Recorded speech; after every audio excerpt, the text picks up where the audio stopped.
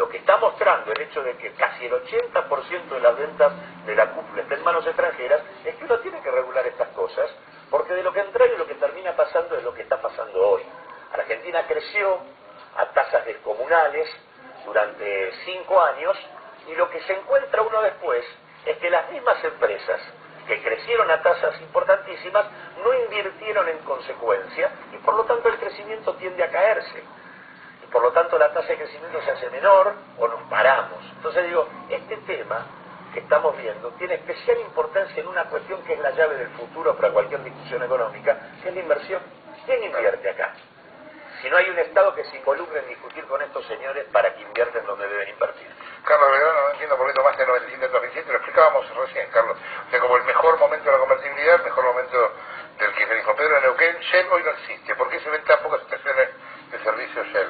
No, Shell sigue existiendo. Existe, ¿no? Sí, Porque habría habido una pelea con el gobierno en su momento. Es cierto que ha tenido un crecimiento mucho menor dentro del sector de hidrocarburos. Obviamente la vedette allí ha sido Repsol. ¿Cuánto factura YPF y cuánto se lleva del país en la línea de capital?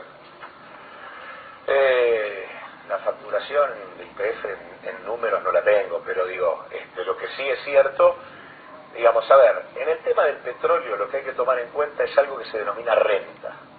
La renta es la ventaja de la que disponemos nosotros por tener el recurso aquí dentro y poder sacarlo a costos muy por debajo de los existentes a nivel internacional.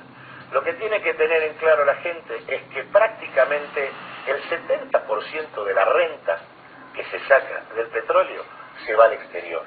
Es decir, queda en manos de Repsol y no queda aquí. Ese 70% equivale aproximadamente a unos 15.000 millones de dólares.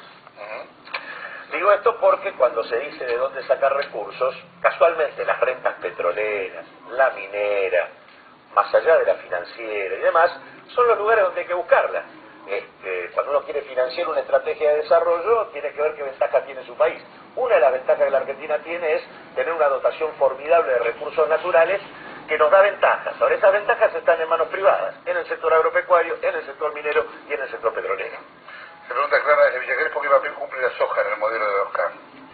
Bueno, casualmente lo que mostramos es que en los primeros 20 lugares el papel importante eso lo tienen las aceiteras. Hablamos de Cargill, hablamos de Bunge, hablamos de Aceitera General Dehesa. Esas son aceiteras, es decir, las que trabajan con la soja, que en muchos casos combinan todo. Son empresas, el caso de Aceitera General Dehesa, además de explotar y producir soja en miles y miles de hectáreas, además tiene su propio tren para transportar la carga a puerto, además tiene puerto propio, tiene empresa energética propia, subsidiada por el Estado.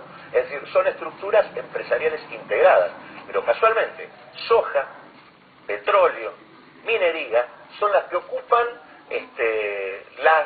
los lugares principales dentro de las 200 firmas, y en las 20 primeras. Con lo cual lo que quiere decir esto es que el modelo agropetrolero minero en la Argentina, como base productiva fundamental, está tan presente como antes, y que esta discusión casi yo diría remanida, en donde a cada rato volvemos a discutir si el valor del dólar es el que tiene que ser. Viste que ahora se está discutiendo de nuevo, si el dólar es el que debe ser, porque tiene que ser más alto y demás. Bueno, hace 20 años que la Argentina lo único que discute es el valor del dólar, porque estaba bajo, porque estaba alto. Lo que está claro es que discutir así no resuelve los problemas de fondo. El problema de fondo de la Argentina es más concentración, más extranjerización, más desigualdad y un esquema productivo que sigue siendo el mismo y que está basado en colocar recursos naturales baratos en el mercado mundial. Cuando se habla del modelo, suena muy abstracto, pero ¿vos ves alguna diferencia concreta entre el modelo de Kirchner y el modelo de Menem? Yo creo que hay gestiones distintas.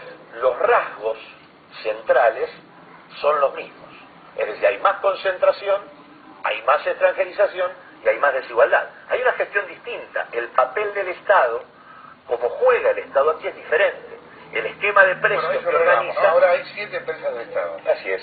Ahora, esas 7 empresas del Estado no son las de un Estado que quiso meterse en los lugares claves para recuperar influencia en la economía. En realidad se quedó con lo que le tiraron por la cabeza. Y por lo tanto, cuando uno mira, sí, hay 7 empresas más, pero antes representaban el 1,5% de la facturación de las 200, hoy representan el 12%. realidad lo que habría que discutir es qué papel tiene el Estado en la minería, qué papel tiene el Estado en el petróleo, ¿no? Cómo intervienen estas cosas donde se juegan recursos importantes y estratégicos para el país, sobre todo porque se agotan. Cuando sucede el bombardeo electoral, al que estamos sometidos últimamente, el gobierno insiste mucho en su argumento de estamos mejor. ¿En qué estamos mejor? A ver, sí, ese argumento era el mismo de Cavallo.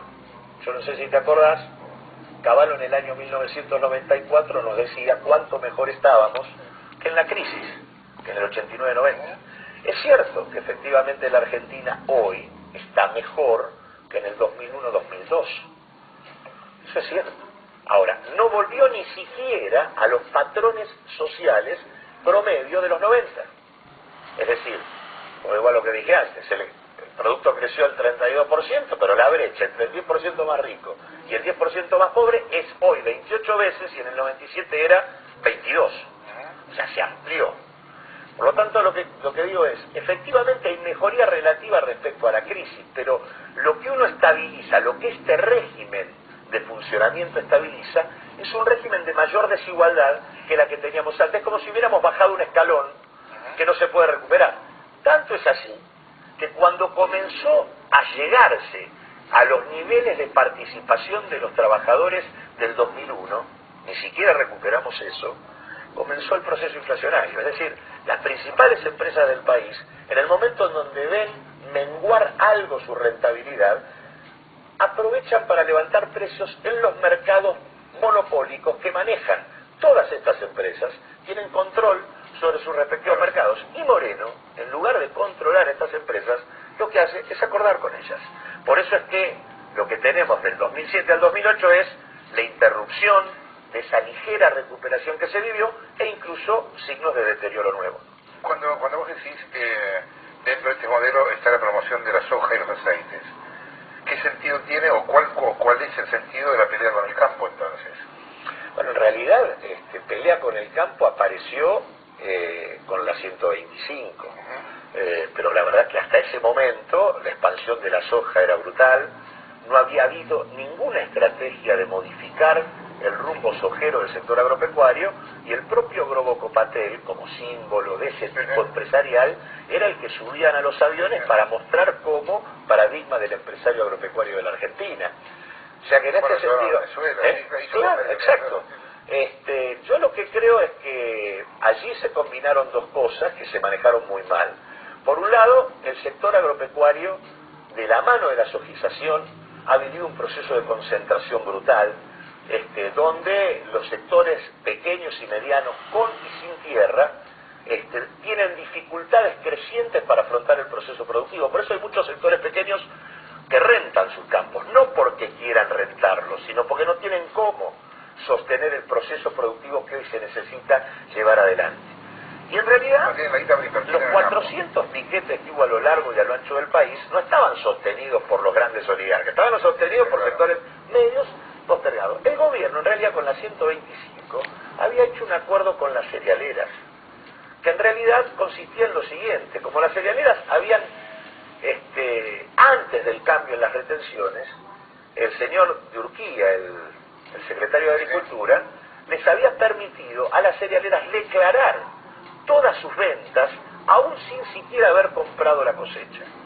Por lo tanto, las retenciones de la 125 se las iban a cobrar a los productores, y se las estaban cobrando a los productores, más del 40%, mientras al Estado, las cerealeras, que son las que pagan las retenciones, les liquidaban apenas el 20%. Por lo tanto, en realidad el Fondo Patriótico del que se habló era mentira, eran 1.900 millones de dólares de transferencia a las cerealeras, y lo que estalló fue, sí, una situación de crisis en los productores más chicos, que luego, como el gobierno no la quiso atender, terminó encabezado por sectores que en todo caso pedían otro tipo de cuestiones. Pero la verdad es que no se leyó adecuadamente el problema, y vuelvo a decir, la 125 era un negocio brutal con las principales cerealeras de la Argentina.